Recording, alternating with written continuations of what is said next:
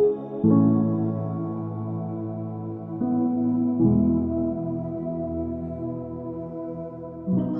Kawikaan, 19 na kabanata.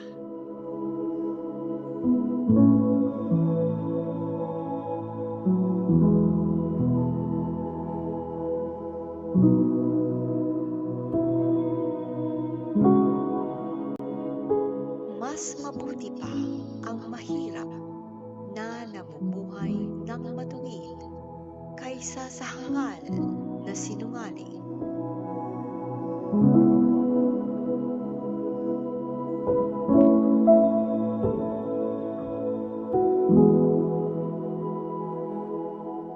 Maging masigasig ka man, ngunit walang nalalaman, wala rin itong kabuluhan. Kapag ikaw naman ay pabigla-bigla, madali kang magkakasala.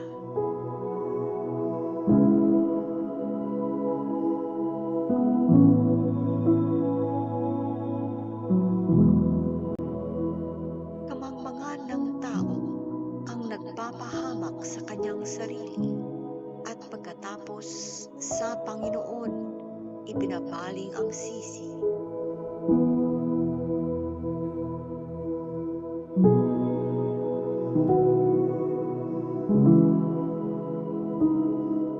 Ang mayaman ay maraming kaibigan, ngunit ang mahirap na may iniiwanan ng kaibigan.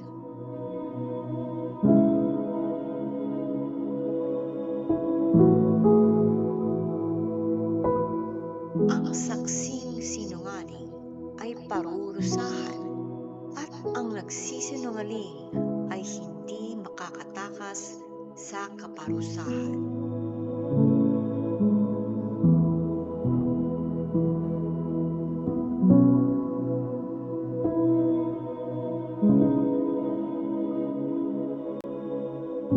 Marami ang lumalapit sa pinunong mabait, at sa mapagbigay ang lahat ay nakikipagkaibigan.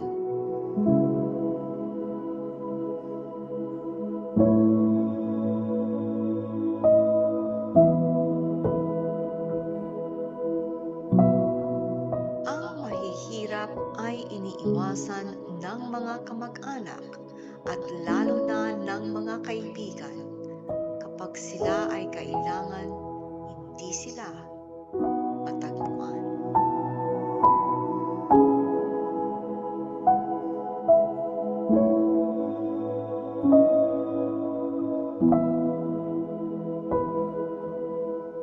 Taong nagsisikap na magkaroon ng karunungan ay nagmamahal sa sarili, at ang nagpapahalaga sa pangunawa ay umuunlad.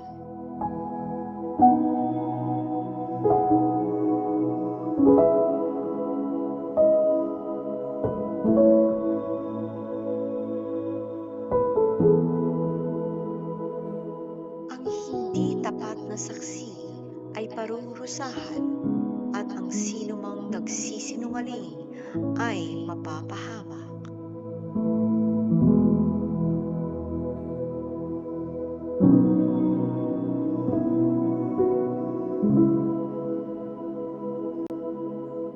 Hindi bagay sa taong mangmang ang mamuhay sa karangyaan, at mas lalong hindi bagay sa isang alipin ang mamuno sa mga pinuno.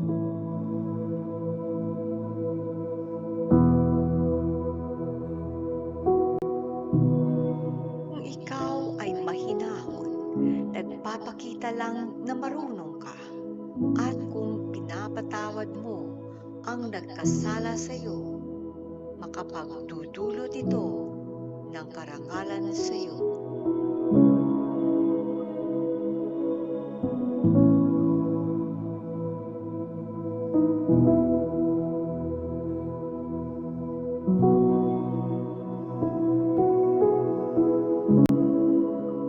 Ang galit ng hari ay parang atungal ng leon, ngunit ang kanyang kabutihan ay tulad ng hamog na bumabasa sa mga halaman.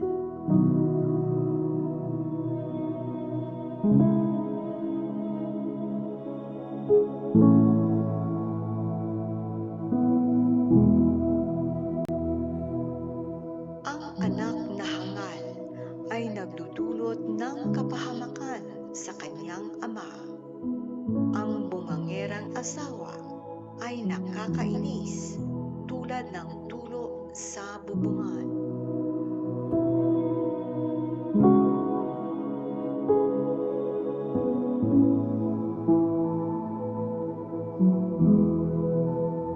Bahay at kayamanan sa magulang ay namamana, ngunit ang Panginoon lamang ang nagbibigay ng matalinong asawa.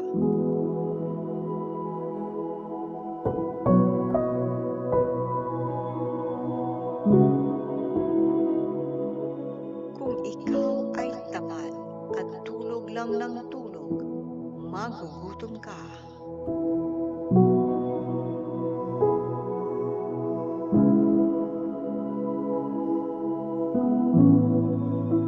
Mabubuhay ng matagal ang taong sumusunod sa utos ng Diyos, ngunit ang hindi sumusunod ay mamamatay.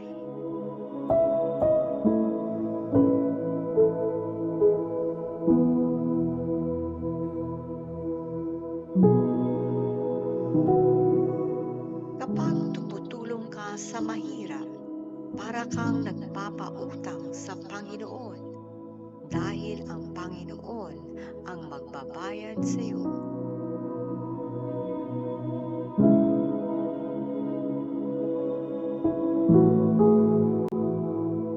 Ituwid mo ang iyong anak habang may panahon pa.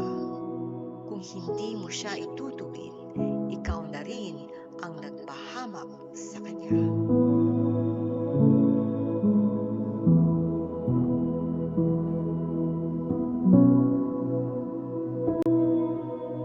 Hayaan mong maparusahan ang taong magagalitin, dahil kapag tinulungan mo siya, uulit-ulitin lang niya ang kanyang ginagawa.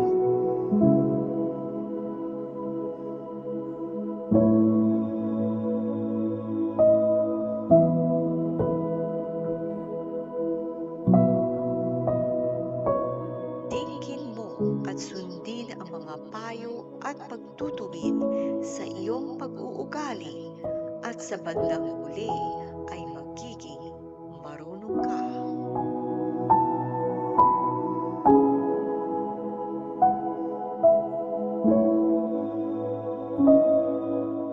Marami tayong mga pinaplano, ngunit ang kalooban pa rin ng Panginoon ang masusunod.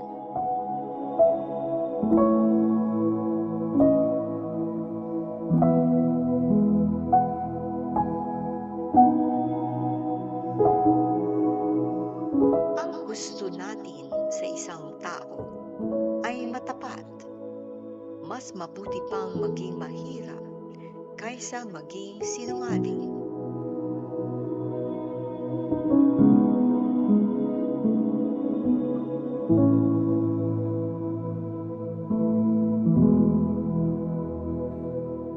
Ang pagkatakot sa Panginoon ay magdudulot ng mahabang buhay, kasapatan at kaligtasan sa kapahamakan.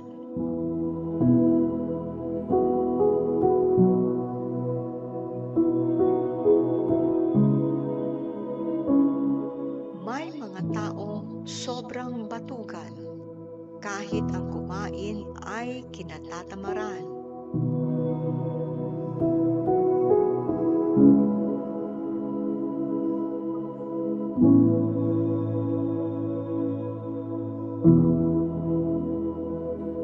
Ang mapanuya ay dapat parusahan, para ang mga katulad niya ay matuto na maging marunong. Ang nakakaunawa ay lalong magiging marunong kapag pinagsasabihan.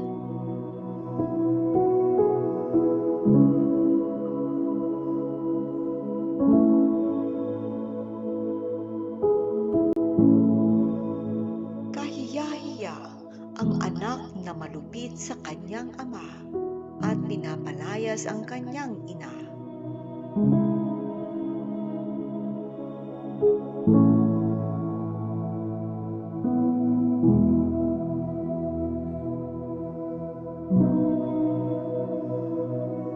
Anak, kung hindi ka makikinig sa mga pangaral para maituwid ang iyong pag-uugali, tinatanggihan mo ang mga turo na nagbibigay ng karunungan.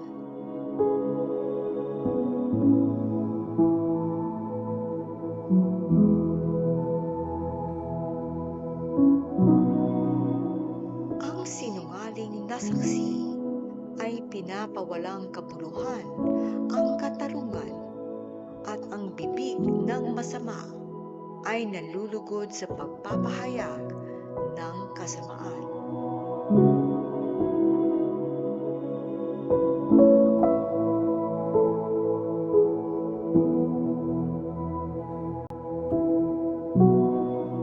Sa mga mapanuya ay may hatol na nakalaan, at hagupit naman ang nakahanda para sa mga hangal.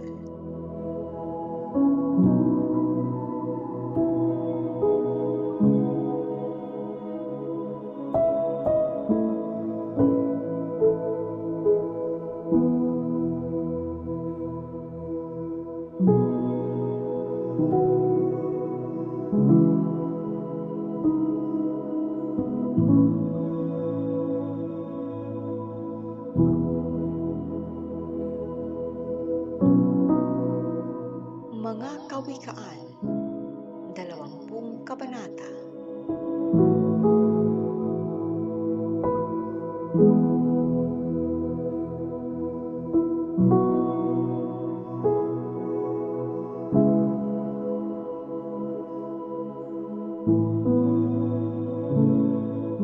Ang sobrang pag-inom ng alak ay nagbubunga ng panunuya at kaguluhan, kaya ang taong naglalasing ay salat sa karunungan.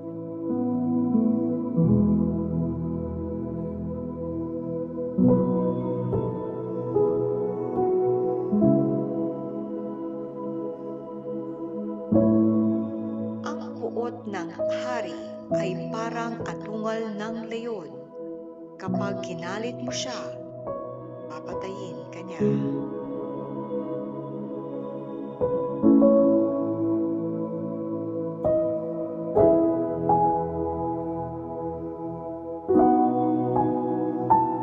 Ang pag-iwas sa gulo ay tanda ng karangalan, hangalang ang may gusto ng kaguluhan.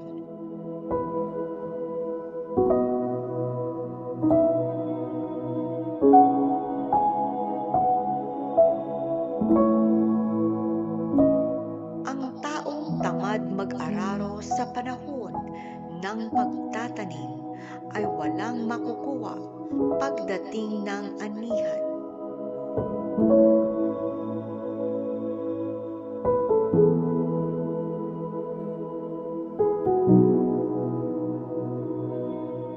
Ang isipan ng tao ay tulad ng malalim na balon, ngunit mauunawaan ito ng taong marunong.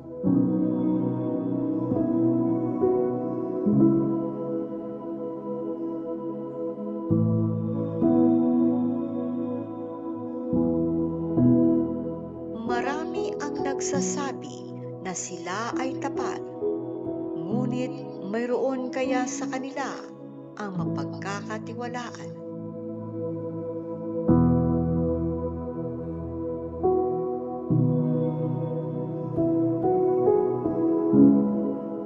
Ang taong matuwid ay walang kapintasan. Mapalad ang mga anak niya kung siya ang kanilang tinutularan.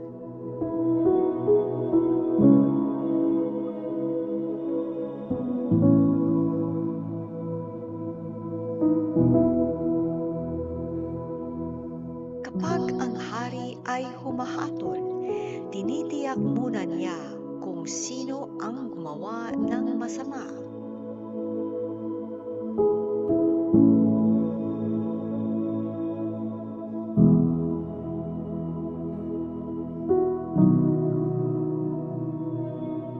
Walang sinumang makapagsasabi na ang puso niya ay malinis, na kailanman ay hindi siya nakagawa ng mali.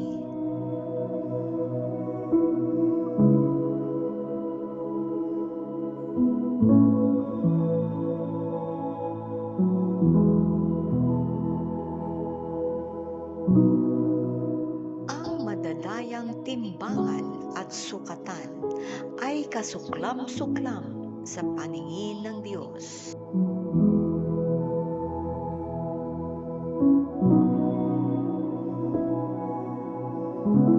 Ang mga ginagawa ng isang kabataan ay nagpapakita ng kanyang tunay na pag-uugali, kung siya ba ay matuwid o hindi.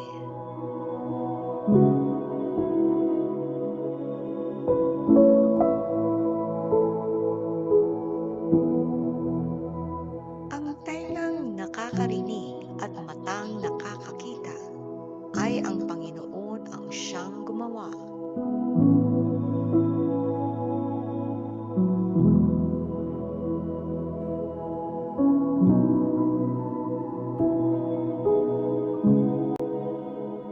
Kung tulog ka ng tulog, maghihirap ka. Ngunit kung magsisikap ka, ang iyong pagkain ay sasagana.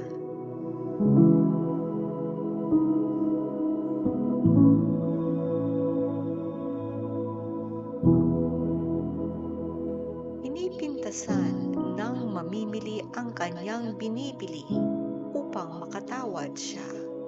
Pero kung napili na, hindi na niya ito pinipintasan. Sa halip ay ipinagyayabang pa.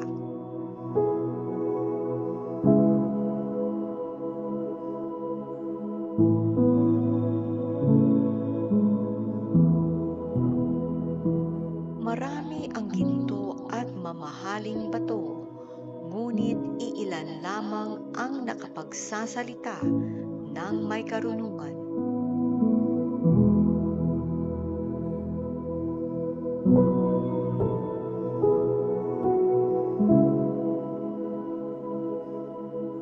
Kung may taong nangako na babayaran niya sa iyo ang utang ng taong hindi niya kilala, tiyakin mong makakakuha ka sa kanya ng garantiya para makatiyak ka na babayaran ka niya.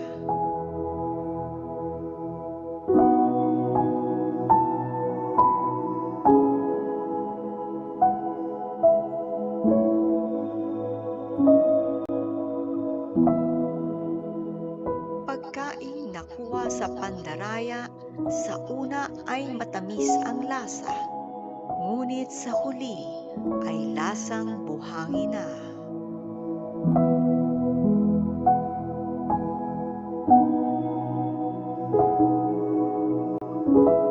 Humingi ka ng payo sa iyong pagpaplano o bago makipaglaban sa digmaan.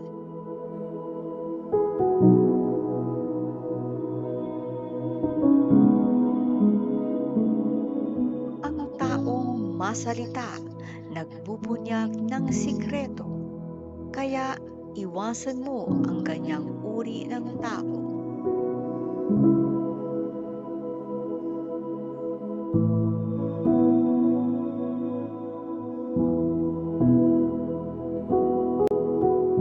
Mamamatay ang sinumang sumumpa sa kanyang magulang, para siyang ilaw na namatay sa gitna ng kadiliman.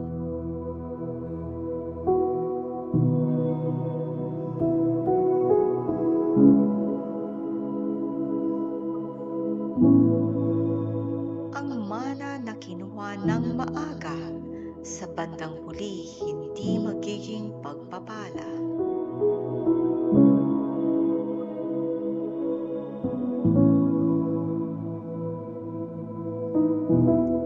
Huwag kang maghiganti. Magtiwala ka sa Panginoon at tutulungan ka niya.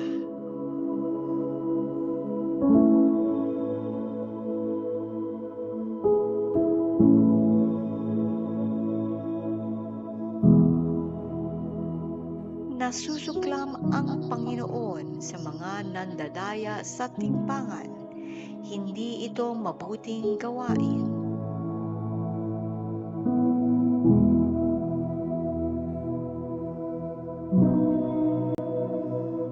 Ang Panginoon ang nagkaloob nitong ating buhay, kaya hindi natin alam ang ating magiging kapalaran.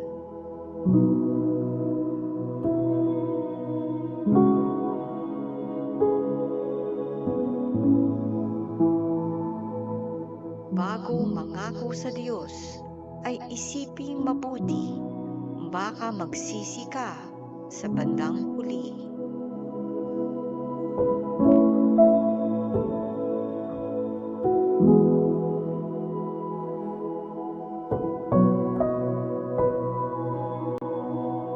Sa paghatol, tinitiyak ng matalinong hari na malaman kung sino ang gumagawa ng kasamaan at sa kanyang parurusahan.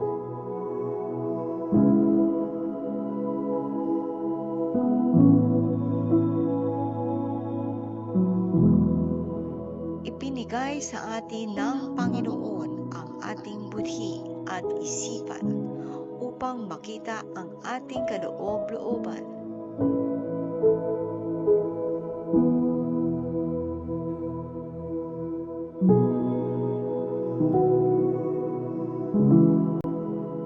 Ang haring mabuti at tapat ay hindi mapapahamak at magtatagal siya sa kanyang luklukan.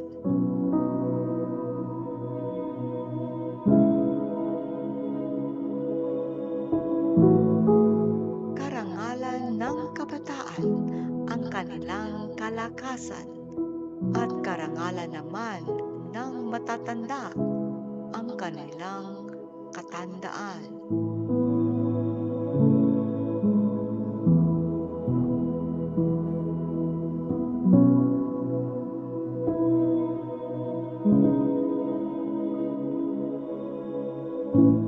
Kung minsan ang parusa ay nagdudulot ng mabuti para magbago tayo.